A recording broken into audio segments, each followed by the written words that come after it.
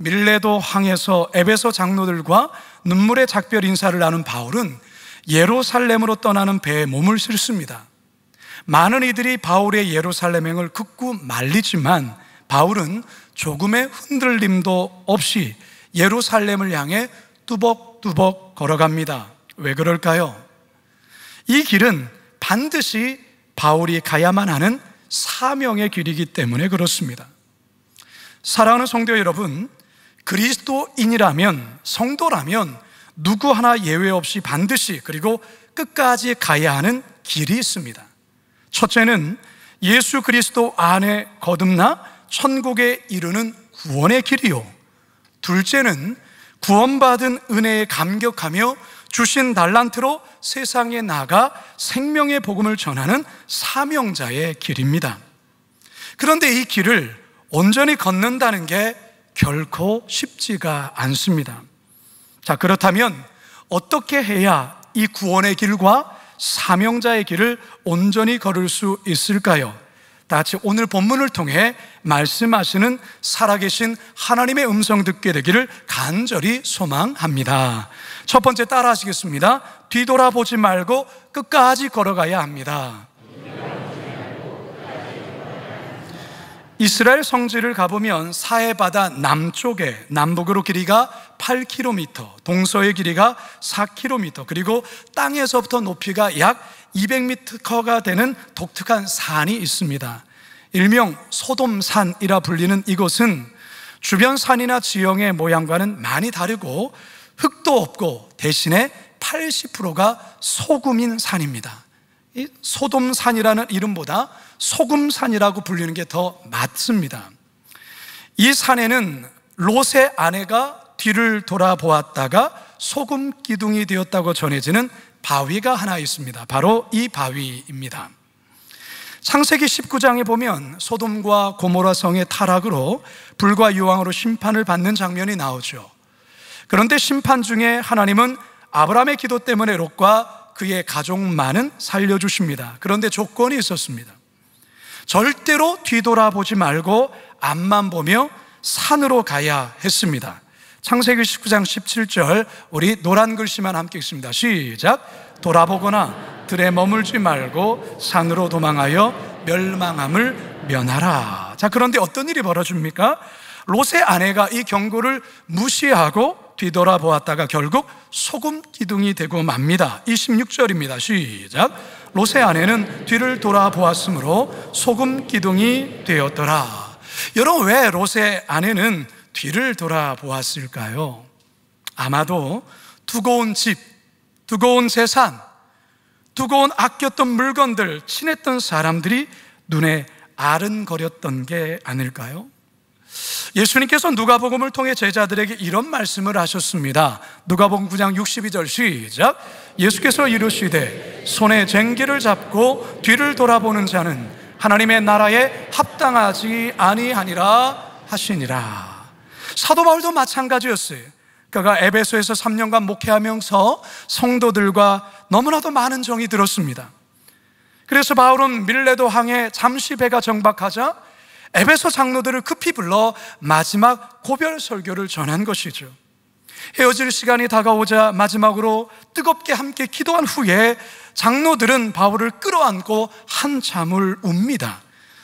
20장 36절에서 38절입니다. 시작. 이 말을 한 후 무릎을 꿇고 그 모든 사람들과 함께 기도하니 다 크게 울며 바울의 목을 안고 입을 맞추고 다시 그 얼굴을 보지 못하리라 한 말로 말미암아 더 근심하고 배에까지 그를 전송하니라. 이 구절을 갖고 그린 그림이 이 그림인데요. 자, 그런데 이제 바울은 더 이상 뒤를 돌아보지 않습니다. 이제 예루살렘만을 바라보며 앞으로 나아갑니다. 여러분, 그렇습니다. 뜻을 세운 자는 더 이상 뒤를 돌아보아서는 안 됩니다. 어떠한 방해와 장애물이 있다 해도 앞만 보며 천성을 향해 꿋꿋이 나아가야 합니다. 찬송가 359장 가사처럼 말이죠. 어떻습니까? 함께 찬양해 볼까요? 천성을 향해 가는 성도들아, 앞길의 장애를 두려워 말라. 성령이 너를 인도하시리니 왜 지체를 하고 있느냐. 앞으로 천성을 향해 나가세. 천성문만 바라고 나가세. 모든 천사 너희를 영접하러 문 앞에 기다려 서 있네. 할렐루야. 앞으로 천성을 향해 나가세. 천성문만 바라고 나가세. 여러분, 물론 우리가 앞을 향해 나아가려고 할 때 자꾸 뒤를 돌아보게 하는 것들이 있습니다. 그게 세 가지라 생각합니다. 첫째는 미래에 대한 염려와 걱정 때문에 자꾸 뒤를 돌아보게 되는 것이죠. 둘째는 과거에 대한 집착과 미련 때문에 자꾸 뒤를 돌아보게 됩니다. 셋째는 현재에 대한 안일함과 안주함 때문에 앞을 바라보기보다는 뒤를 돌아보게 된다는 것이죠. 따라서 여러분이 이 세 가지를 단호히 잘라내셔야 합니다. 그리고 주님의 말씀에 귀를 기울이셔야 합니다. 잠언 3장 5절과 6절입니다. 시작. 너는 마음을 다하여 여호와를 신뢰하고 내 명철을 의지하지 말라.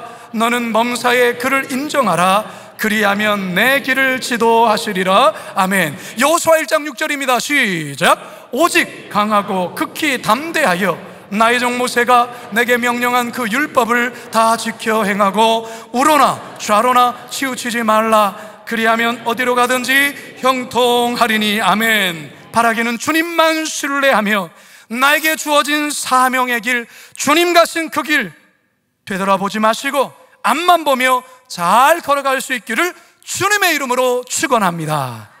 두 번째 따라합시다. 한눈 팔지 말고 끝까지 걸어가야 합니다. 에베소 밑에 있는 밀레도 항에서 바울은 다시 배를 타서 출발하죠. 고스를 거치고 로도를 지나 바다라에 이릅니다. 바울은 바다라에서 두로로 직항하는 배로 다시 갈아타고서는 두로에 상륙을 합니다. 이 내용이 본문 21장 1절에서 3절의 내용입니다. 시작.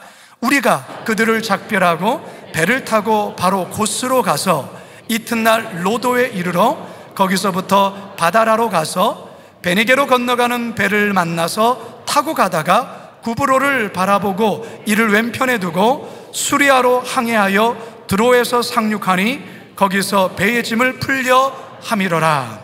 이 고스라는 곳은요, 밀레도에서 남쪽으로 약 68km 떨어진 지점에 있는 작고 비옥한 섬이에요. 명주와 솜 그리고 고약의 산지로 유명한데요, 특히 전설적인 고대의 의학자인 히포크라테스의 고향이자 그가 설립한 의과대학이 있는 곳이기도 합니다. 그리고 이곳 고스에서 약 85km를 더 항해하면 로도라는 섬이 나옵니다. 로도는 장미의 섬이라 불리울 만큼 장미가 만발한 섬이에요. 이 섬은 땅이 비옥하고 기후가 온난해서 숲이 무성하고 농산물과 과일이 풍성하게 생산이 됩니다. 바울이 이곳을 지나고 있습니다. 로도에서 한참 항해하던 배는 바다라에 이르게 되는데요, 이 바다라는 지중해와 에게를 지나는 큰 배들이 정박하는 아름다운 항구 도시이자 거대한 상업 도시입니다. 바울은 이곳 바다라에서 두로로 직행하는 배로 다시 갈아타고 계속해서 항해하며 결국 드로에 도착합니다. 이곳 드로에서 약 7일간을 머물고요, 다시 돌레마이에 이르고 돌레마이에서 가이사랴 항구에 도착합니다. 가이사랴는요, 지난번 제가 성지순례 때에 둘러보한 곳인데요, 정말 아름다운 지중해 해변이었습니다. 만일에 보통의 사람들이었다면 에게와 지중해의 아름다운 풍광에 마음과 시선이 많이 빼앗겼을 거예요. 그리고 각각의 섬들에 잠시 들러 풍성한 맛있는 과일도 맛보고 특산물도 즐기는데 한눈을 팔았을 것입니다. 그런데 여러분, 바울은 결코 그 어떤 것에 한눈을 팔지 않습니다. 왜 그럴까요? 바울의 눈은 오직 예루살렘만 향해 있기 때문에 그렇습니다. 지난 2월 이스라엘 성지순례로 구 예루살렘에 있는 비아돌로로사를 걸었을 때 사실 여러 번 마음과 생각이 엉뚱한 것에 빼앗겨 한눈 판 적이 있습니다. 비아 돌로로사는 예수님이 십자가를 지시고 걸었던 눈물 없이는 걸을 수 없는 곳인데요, 하지만 지금 이곳은 한눈 팔기 딱 좋은 길이 되었어요. 비아 돌로로사 길 옆에 호기심을 자극하는 것들이 너무나도 잔뜩 진열되어 있습니다. 더욱이 배가 고픈 저희들을 유혹하는 이 맛있는 빵들, 달콤한 음료들이 이렇게 놓여져 있는 것이죠.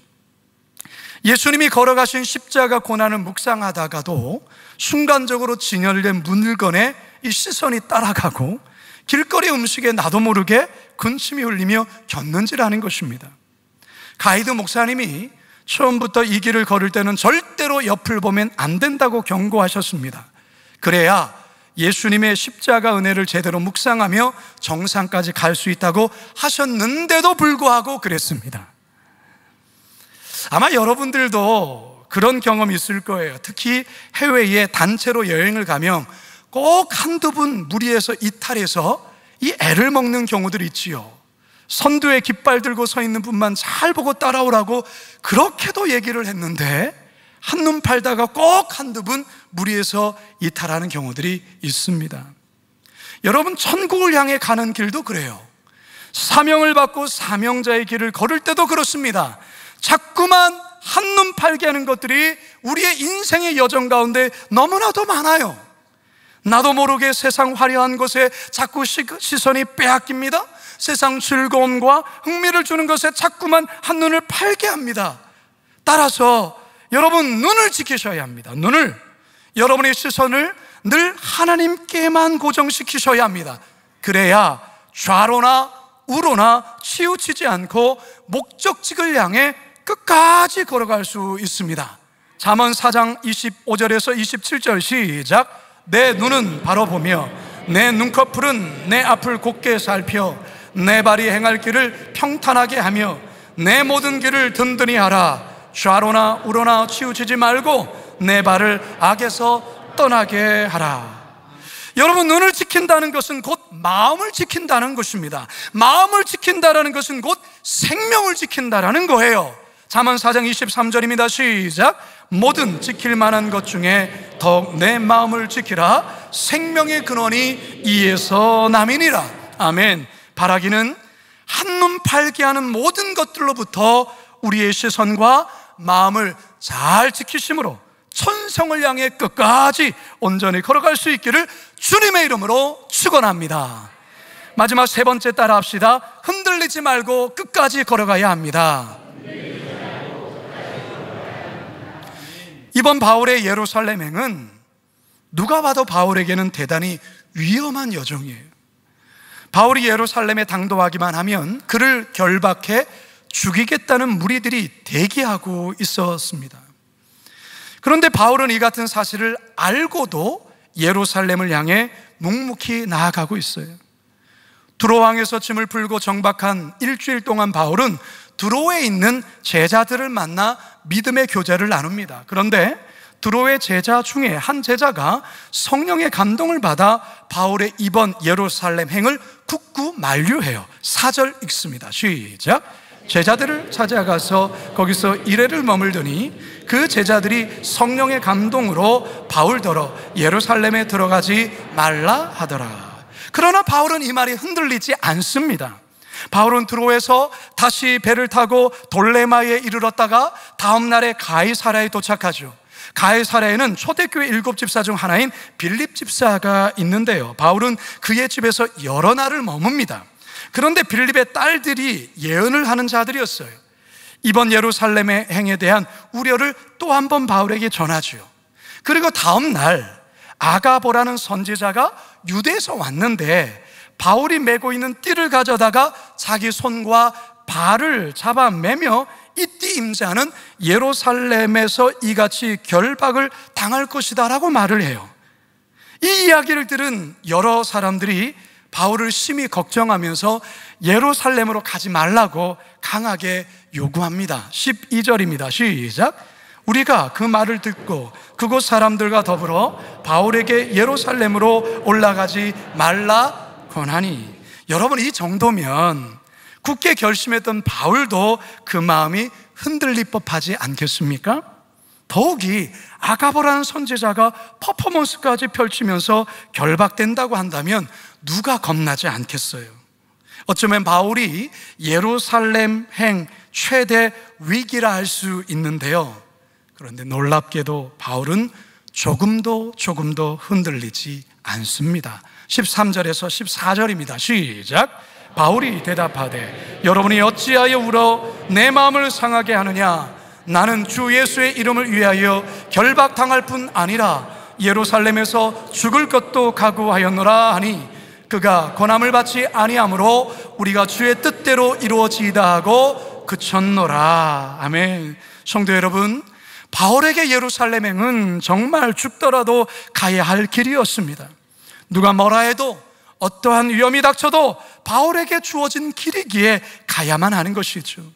사랑하는 성도 여러분, 아마 여러분들도 예수님을 잘 모르면서 그냥 여러분 마음과 생각대로, 여러분 뜻대로 살았던 때가 있었을 거예요.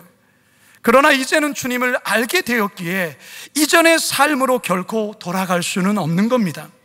이전의 삶의 방식으로 돌아갈 수 없어요. 왜 그렇습니까? 이 길만이 생명의 길이요, 이 길만이 천국으로 가는 길이기 때문에 그렇습니다. 그 누가 뭐라 해도 이 길을 절대 포기할 수 없는 것이지요. 다시 돌아갈 수 없습니다. 사명의 길도 마찬가지예요. 예수님의 무조건적인 은혜로 구원받은 우리이기에 이제는 나 자신만을 위해 살 수가 없습니다. 하나님의 기쁨을 위해 살아가야 하는 것이죠. 세상 사람들이 때론 뭐라 할지라도 우리는 주를 위해 살아가는 거예요. 따라서 우리가 살아가는 모든 것이 이제는 사명과 연결될 수밖에 없어요. 무슨 말입니까? 돈을 버는 이유도 우리의 사명과 연결이 되어 있어요.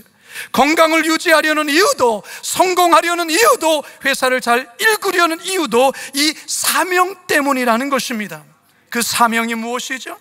나의 은사와 달란트를 통해 예수 그리스도의 복음을 전하는 삶이 아니겠습니까? 우리는 이 길을 흔들리지 말고 끝까지 걸어가야 합니다. 히브리서 3장 14절입니다. 시작. 우리가 시작할 때에 확신한 것을 끝까지 견고히 잡고 있으면 그리스도와 함께 참여한 자가 되리라. 설교를 준비하다가 정말 오래전 복음성가가 생각이 났어요. 길을 잃어가는 찬양인데요, 잘 모르실 거예요. 여러분 한번 들어보시기 바랍니다.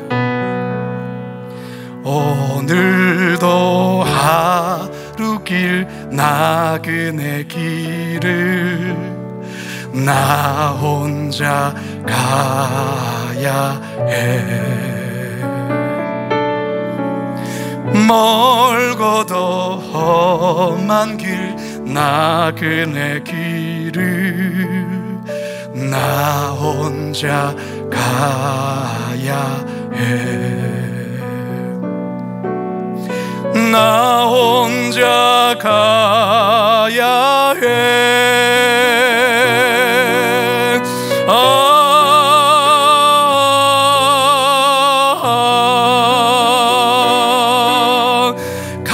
갈래 갈림길 길이라도 내게 주신 주의 길 따라가려. 갈래 갈림길 길이라도 내게 주신 주의 길 따라가려. 함께 불러볼까요? 갈래 갈림길 길이라도 내게 주신 주의 길 따라가려고. 갈래 갈림길 길이라도 내게 주신 주의 길 따라가려고.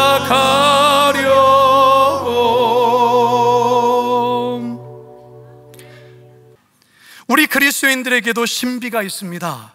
거듭난 그리스도인들, 우리 그리스도인들이 가는 이 길 끝에는 천국에서의 부활의 신비가 기다리고 있습니다. 사명자들이 가는 그 길 끝에는 또 다른 수많은 사명자들, 수많은 다음 세대의 사명자들을 낳게 되는 신비가 있습니다. 따라서 내게 주신 그 길, 십자가의 그 길을 온전히 끝까지 걸어가야 합니다. 3가지 말씀드렸습니다. 뒤돌아보지 마시고 끝까지 걸어가십시오. 한눈 팔지 말고 끝까지 걸어가십시오.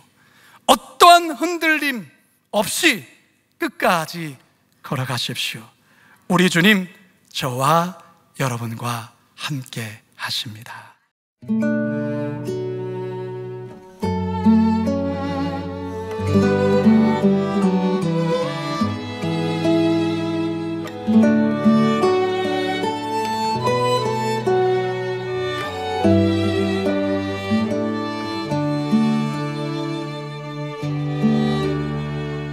내 맘에 주여 소망 되소서.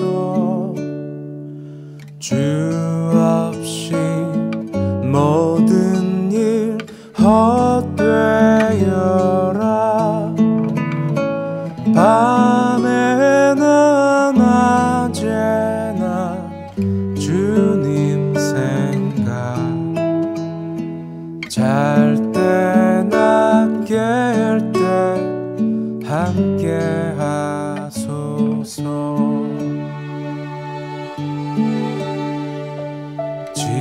지혜의 주여 말씀으로써 언제나 내 안에 계시소서. 주는 내 아버지, 나는 아들.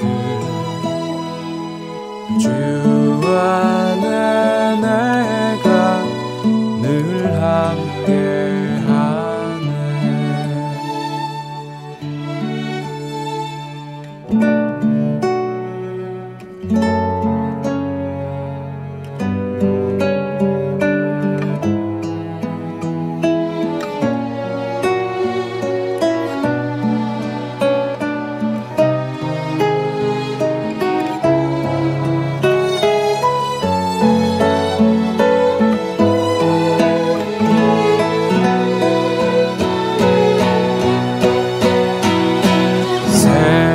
세상의 영광 나 안 보여도